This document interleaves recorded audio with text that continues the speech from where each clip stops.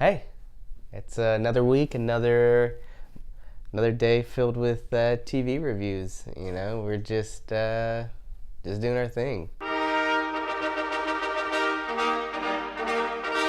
Last week, Angela, aka Sister Night, pops all those nostalgia pills, and she starts and everyone's freaking out like, "Oh, you took all the pills! Don't do that!" She did it, whatever, and she starts to kind of react to them.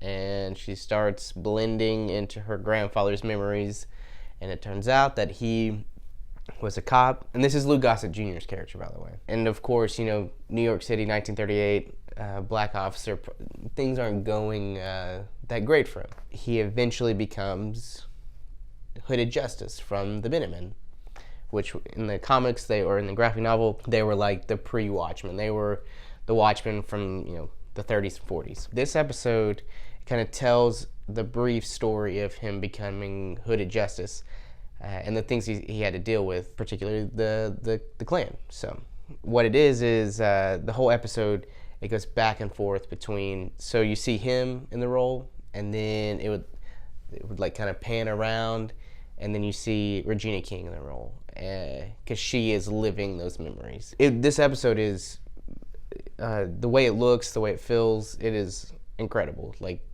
camera work's great, the visuals are great, because also since all the memories are kind of coming back to her all at the same time, it's cutting back to the Tulsa massacre as well that he was a part of. So the guy will just be walking down the street and you see this lady playing the piano, and that was his mom from way back when. He's trying to take down this organization that cops are in. I guess they call themselves the Cyclops. I don't know.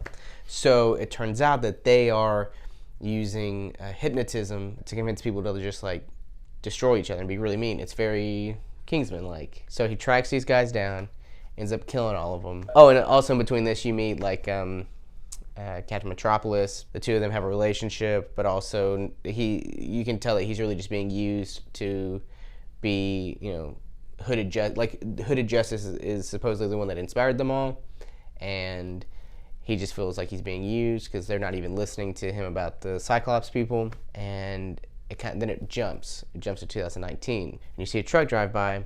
Guess who's in the truck? The woman. What? The Racist. woman?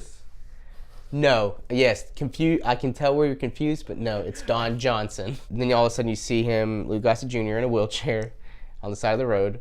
Don Johnson gets out, and then he has this flashlight that it starts like, he turns it on, but it starts like strobing, and then you see Don Johnson pushing him in a wheelchair, and he's got like the flashlight still, and it's flashing right in his face. And so he's using that same technology to hypnotize Don Johnson, who he then convinces him to hang himself. Boom. We wake up. Angela wakes up, and she's with the weird lady. The weird lady who has a bunch of money. Her company's the one who created the pills, and she's also the one who's hiding her grandfather. And she wakes up there, and yeah, that's really about it. This episode, it's great. I think every series kind of has an episode like this. It's the one that probably is going to be the one that sticks with you the most. It almost does nothing for the plot, but it's like it just explains so much, and it fills a lot of the gaps in.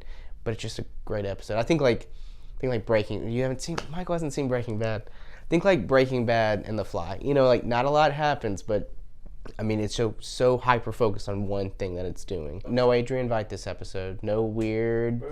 Yeah. Captain Metropolis does give off a very Adrian Veidt vibe.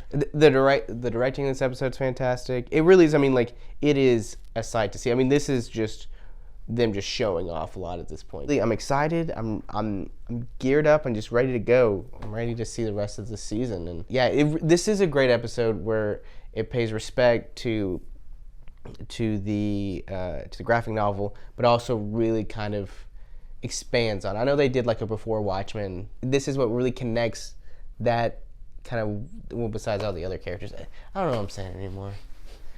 Guys, what do you think? Wasn't it cool? Black and white episodes, dude. There's a sick nod to Superman too, as well. Like not Superman 2, Superman as well. There's a newspaper stand, and the dude is reading Action Comics #1, so which would have come out around this time. So, and the guy's like, "What's this about?" He's like, it's like a baby, and he's from another planet, and he gets sent to Earth, and which also kind of reflects back to William's story. That's his name. That's the guy's name.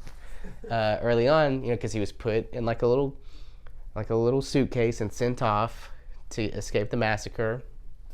And look at him now. Now he's a superhero. All right, bye. Un esercito di prodi